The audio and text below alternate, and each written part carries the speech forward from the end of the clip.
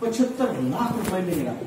Burger technique आहे म्हणजे थोडक्यात काय की ज्यावेळेस आपण मिसळ पाव बघतो, मिसळ पाव साध्या हॉटेलला खातो, मिसळ पाव, वडापाव किंवा बर्गर टेक्निकच्या ह्याच्यात आपण मोठ्या मोठ्या मॉलमध्ये जातो. तेव्हा मॉलमध्ये गेल्यानंतर बघितलं का तुम्ही डॉमिनेटचे जे असतात, काय खाल्लंय तुम्ही? डॉमिनेटचे खाल्लाय का कधी? ते पिझ्झा बर्गर खाल्लाय? किती महाग असतो बघितलं, किती महाग असतो. काय काय त्या बर्गरची किंमत 250-200 जसं असेल तसं. पण तिथं कसं असतं बघितलं, कशी रोम असते, कशी काय की एक बर्गर खायचा म्हणलं तर 100, 200, 300 कारण की ते त्या लेवलचे असते. मग पिझ्झा खायचा म्हणला, पिझ्झा आपण आपल्या साध्या भाषेत आपण करू शकतो, एक भाकरी टाईपच असतं ते पीठ, पण त्याला पिझ्झा त्या पद्धतीने म्हणतात. त्याला ओव्हन मध्ये काय करतात, गरम करतात.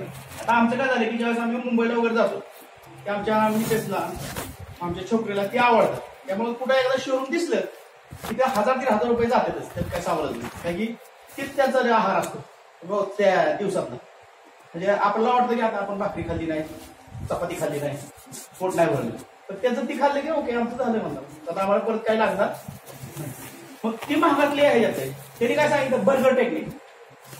बर्गर टेक्निक म्हणजे काय की हाय आजच म्हणजे मिसळ पाव आपण मागितलाय, तर मिसळ पाव मध्ये काय फरसाणा टाकला, कांदा टाकला, पाव घेतला की झाला मिसळ पाव.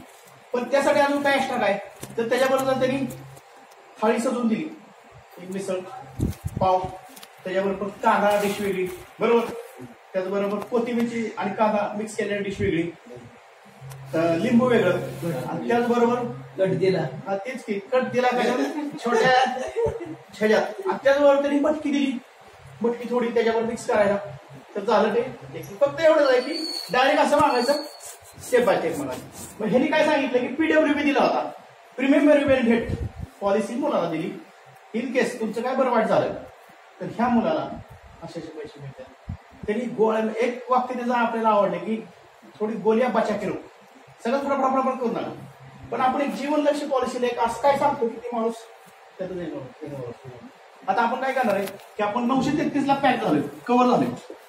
आता आपण इथला पुढं 945 नंबर हा प्लॅन आहे का, हा चांगला पक्का करणार, सगळ्यातच करणार. आधीच करायचा होता, पण नशिबाने असं झालं की केरा मिशनने तोच प्लॅन घेतला. आम्हाला माहित होत नव्हतं की तो प्लॅन घेईल. आम्हाला फक्त एवढंच माहित होतं की सेल्स बर्गर टेक्निक शिकवलं. सेल्स बर्गर टेक्निक मध्ये त्यांनी तो प्लॅन घेतला. जबरदस्त वाटलं की आज आपण इन्व्हॉल्वमेंट झालो. ते कसं बरोबर आहे ना, गोलिया बचा के रखू, काय की त्यांनी आता अजून त्याच्या पुढे काय सांगणार होता तो, त्याच्या पुढचं सायकोलॉजी ट्रेनिंग म्हणजे आता पुढचं 50,000 किलो बघा, त्यात तो काय सांगत होता, आता हे ट्रेनिंग करायसाठी एवढं ऐकायसाठी मुंबईला जावं लागायचं. पहाटे 3 वाजता उठावं लागायचं. पहाटे 3 वाजता उठून तिथे जे प्रोग्रामचं काय नव्हतं, मोठा हॉल आहे बघा, शंकरानंद हॉलला अगोदरच 5,000 रुपये भरावं लागायचे, 3,000 रुपये भरावं लागायचे, आणि 3-4 लोक गोळा करून कुठे एखादी गाडी भाड्याने करून जावं लागायचं. षण्मुखानंद हॉलला तिथं पोहोचायचं 1-1.5 वाजता आम्ही पोहोचायचो दुपारी. कार्यक्रम सुरू व्हायचा 2ला, 2 ते 6, 7, 8 वाजेपर्यंत व्हायचा कार्यक्रम. 8-8:30ला मुंबईवरून सुटायचो त्या ह्याच्यातनं. षण्मुखानंद हॉल किंवा कुठेतरी टाटा बिर्लाचा एखादा मोठा हॉल घेतला असेल की ज्या हॉलमध्ये 2,500-3,000 हजार लोक बसतात, आणि तिथनं परत माघारी यायचं. पाटण म्हणजे मुंबईमधनं निघताना कुठेतरी जेवायचं, जेवलं की परत निवांत झोपत ड्रायव्हरच्या भरोशावर ह्याच्यात येते, कुठे यायचं, फलटणला यायचं. तर 2 वाजायचे असते, 2:30 3,000 म्हणजे 24 तास कंटिन्यू आम्हाला. म्हणजे मी तर बऱ्याच वेळा ह्या प्रोग्रामला गेलो रे, अशा प्रोग्रामला पैसे खर्च करून गेलो. मग त्यासाठी झोप व्यवस्थित नसायची, बऱ्याच वेळा प्रॉब्लेम होता. आम्ही मुद्दाम ड्रायव्हर न्यायचो, पैसे आमचे जायचे भरपूर, कारण की आम्ही 1000 रुपये काढायचो, त्यात आमचं जेवण येणं जाणं सगळं, आणि परत जायचे, अशा काही गोष्टी व्हायच्या. मग हे त्यांनी एका जागेवर आपण पसंत घेतलं. हे बघायला एक टेक्नॉलॉजी आपल्याला करणे होते. ही टेक्नॉलॉजी आपल्याला खूप महत्वाची. त्या टेक्नॉलॉजीद्वारे त्यांनी काय सांगितलं की PWB म्हणजे गोलिया बचा के रखो, त्याच्या पुढे काय सांगितलं त्यांनी त्याच्या अगोदर PWB. शर्मा साहब, अगर एक प्रीमियम बनने के बाद आपका कुछ हो जाता है तो आपके परिवार, आपण बघा वेळा नॉमिनीचं नाव घेत नाही कारण की नाल होते म्हणून, आपके परिवार को क्या मिलेगा कि आपके परिवार को एक भी पैसा नहीं भरना पड़ेगा.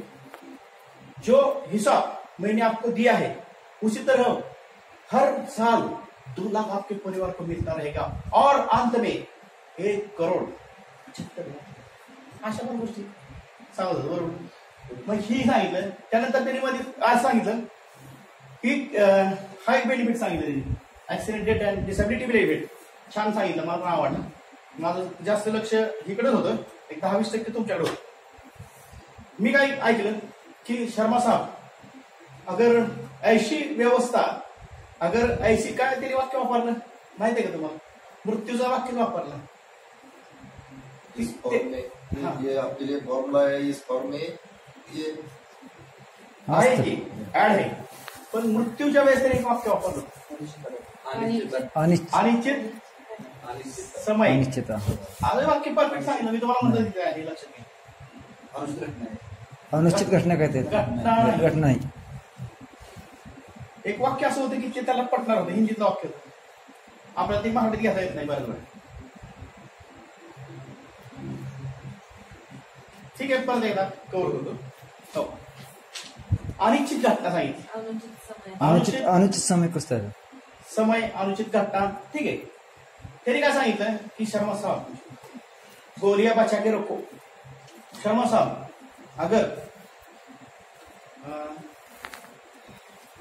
ऐसी घटना हो जाए कि जिसके कारण आपको अस्पताल में जाना पड़ेगा अपघात के एक्सीडेंट के बजाय, तो शर्मा साहब त्यांनी असं एक उदाहरण दिलं की सरकारी हॉस्पिटल म्हणजे प्रायव्हेट हॉस्पिटलचा खर्च वाचवण्यासाठी भरपूर आहे, बरोबर आहे.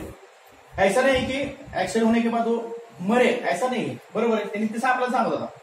आणि त्यात त्यांनी काय सांगितलं की प्रायव्हेटचा खर्च भरपूर आहे आणि अशी व्यवस्था म्हणजे अशी अवस्था झाली की इतका खर्च झाला त्यांच्याकडे काहीच पैसे राहिले नाही, तर मग ती पेशंट उचलून परत मग सरकारी हॉस्पिटल, बरोबर. तर शर्मा साहब ते काय करत होता की समोर त्याचे चित्र दाखवत होता भीतीचं.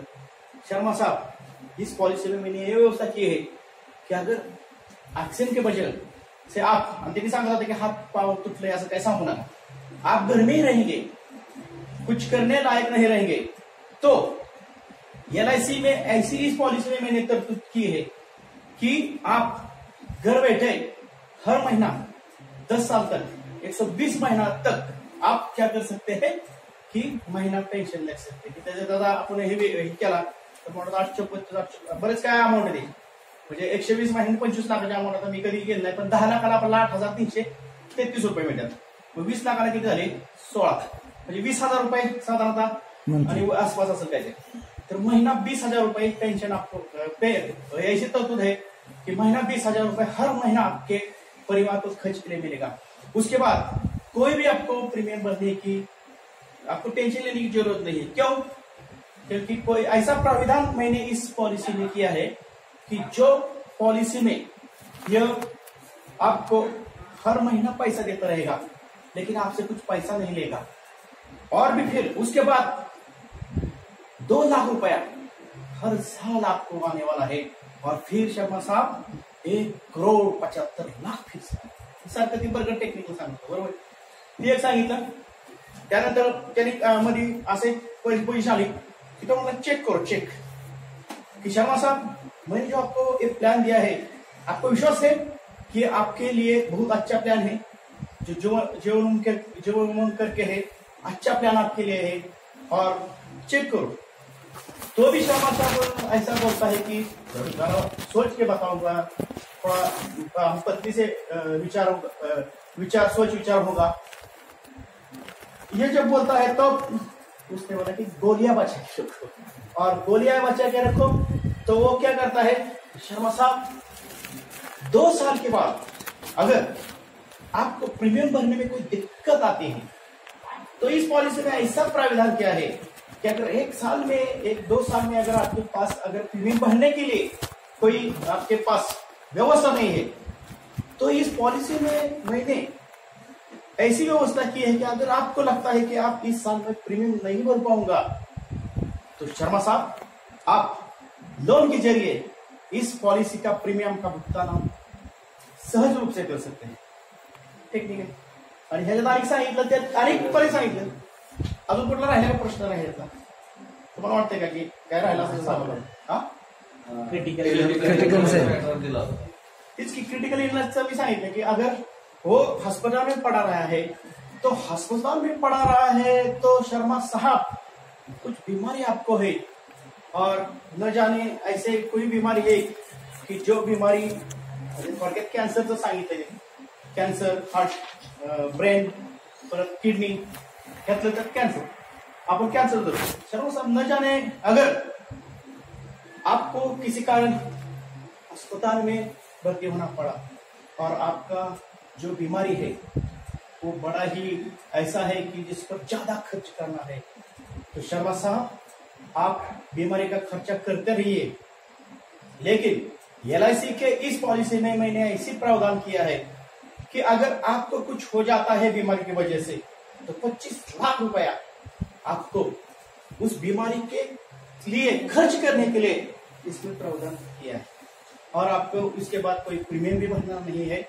और लगातार आपको वही 2 लाख और उसके बाद 1,75,00,000 रुपये आपको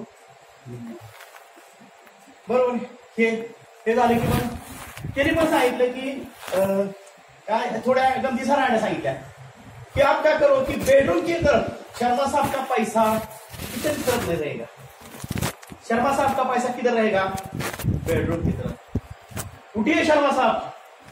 त्यांनी सांगितलं ते टेक्निक आहे त्या, खूप छान सांगितलं. माझं लक्ष तुमच्याकडे होतच, पण जास्त करून माझ्या त्या शिक्षणाकडे होतं जास्त. टिप्स म्हणतो शर्मा साहब उठिए, तो म्हणला किचन की तरफ नहीं उसको बेडरूम की तरफ दिखाओ कि शर्मा साहब आप उठिए और लाइए चेक, तब तक मैं आपका करता हूं. शर्मा साहब को उठाओ. अब रोगी नहीं उठता शर्मा साहब, अरे उठो शर्मा साहब, लाइए चेक. त्यात त्यांनी सांगितलं कि शर्मा साहब मैंने जो आपके सामने ये जो प्रेजेंटेशन दिया है, इस प्रेजेंटेशन में आपको ये प्रेजेंटेशन कैसा लगा?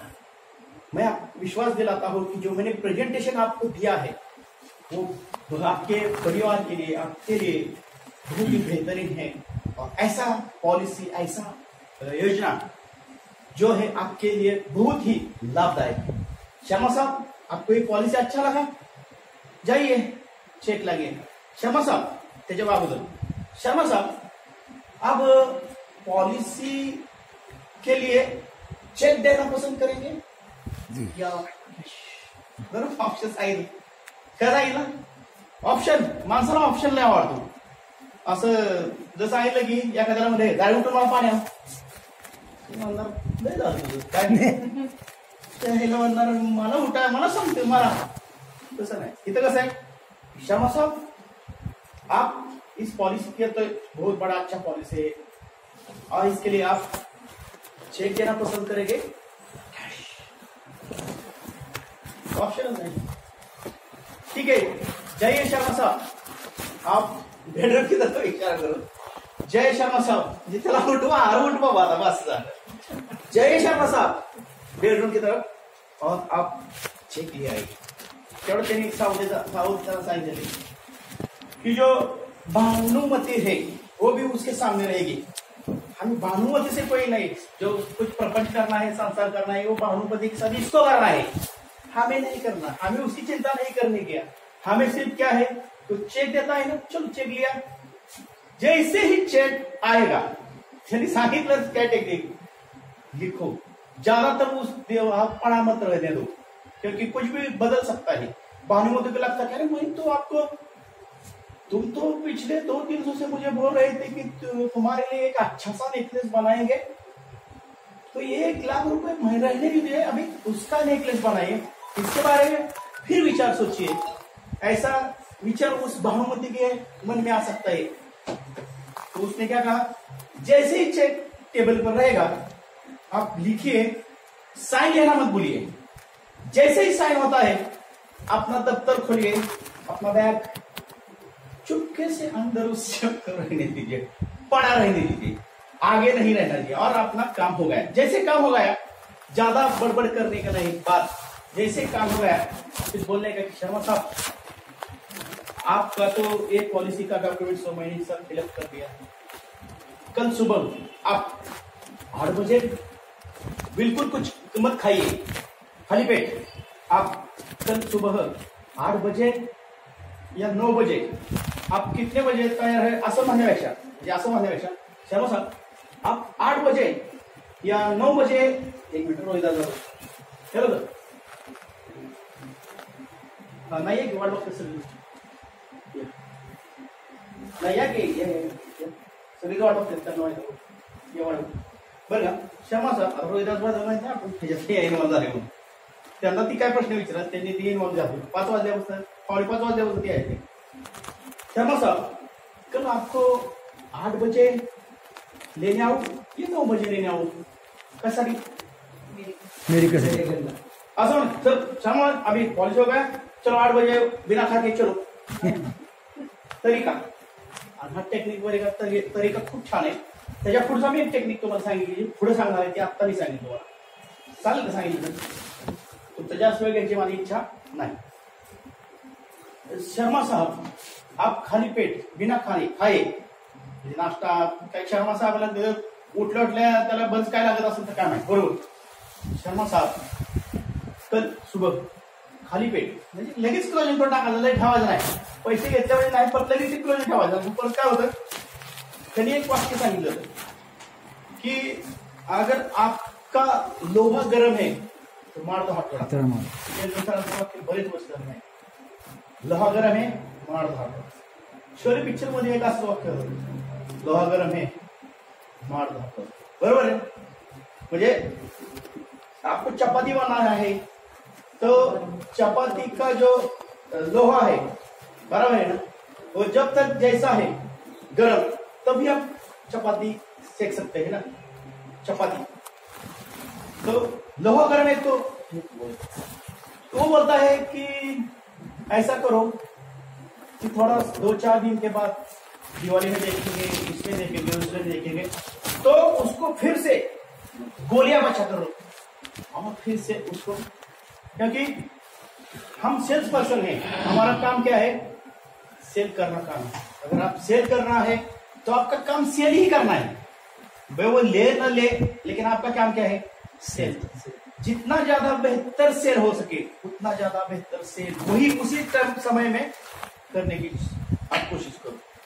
हे झालं एवढं सांगितलं. आता पुढचं त्यांनी सांगितलं सायकोलॉजी त्यात त्यांनी काय सांगितलं असतं त्यात त्यांनी एक वाक्य चांगले सांगितलं तराजू देखो तराजू तो झोलझाल देखो कि आप जो बता रहे हो और उसका जो प्रॉब्लम है उसका अनेक हर प्रकार का प्रॉब्लम हो सकता है लेकिन आप जो बोल रहे हो उस प्रॉब्लम में उसको देखिए क्योंकि तराजू में देखो उसको तराजू में कि वो अगर 1 लाख रुपए भरता है तो क्या है कि उसको तराजू ज्यादा लगता है. ऐसा लगता है कि 1 लाख मेरा अगर इस महीने में गया तो क्या है कि जो मुनाफा वाला तराजू है वो ऊपर चला जाएगा. तो उसको क्या कीजिए आप कि शर्मा साहब 1,75,00,000 तराजू नीचे आ जाएगा. बराबर है. शर्मा साहब अगर आप क्रिटिकल इलनेस कुछ आप अस्पताल में पड़ रहेंगे किसी गंभीर बीमारी से तो तराजू नीचे आ जाएगा फिर से.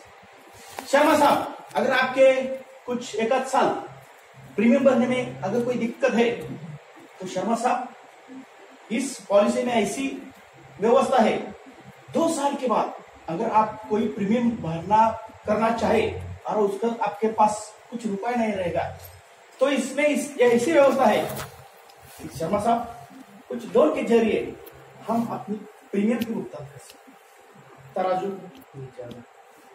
शर्मा साहब अगर किसी कारण आप इस दुनिया में नहीं रहेंगे तो ये पॉलिसी का जो प्रीमियम भुगतान है वो आपको नहीं करना पड़ेगा क्योंकि प्रीमियम ईयर बेनिफिट दिया है. और म्हणजे तराजू सायकोलॉजी आता कितना बड़ा सांगते वो कहेगा कि बहुत प्रॉब्लम है क्या लोन लिया मैंने और थोड़ा कठिन चल रहा है कुछ ऐसी बातें हैं कि जो बातों के लिए मेरे पास मैंने कुछ रुपए बचा कर रखे हैं तो उसमें मैं लगाना चाहता हूं. तो उसको बोलिए कि शर्मा साहब एक यहां ऐसा लिखिए उसके सामने कागज पे कि शर्मा साहब अगर पॉलिसी लेने के बाद आप जैसे आप पॉलिसी लेते हैं ये साइकोलॉजी टेक्निक है साइकोलॉजी टेक्निक है जो साइकोलॉजी टेक्निक सामने वाले को थोड़ा हैरान करता है. पॉलिसी लेने के फायदे,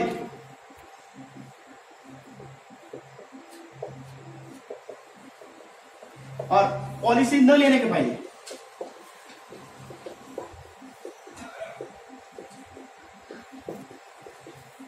बताइए शर्मा साहब, आप पॉलिसी नहीं लेंगे और पॉलिसी लेंगे तो क्या होगा? जैसे आप पॉलिसी लेंगे तो आपको इस पॉलिसी में 25 लाख और बोनस का प्रावधान किया है। 25 लाख और बोनस का प्रावधान। अगर आपका एक्सीडेंट में कुछ हो जाता है तो और 25 लाख इस पॉलिसी का प्रावधान है।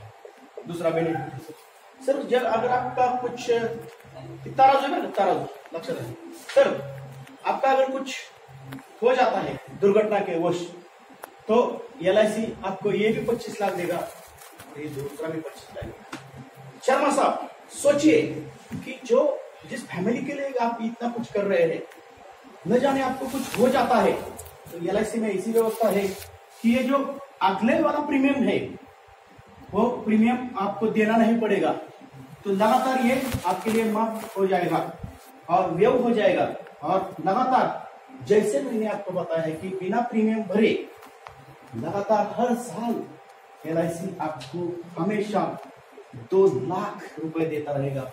2 लाख देने के बाद जब भी कब इस पॉलिसी का 100 साल पूरा हो जाएगा, 100 साल का कॉन्ट्रैक्ट, तब LIC आपके परिवार को, आपके घर वालों को 1 करोड़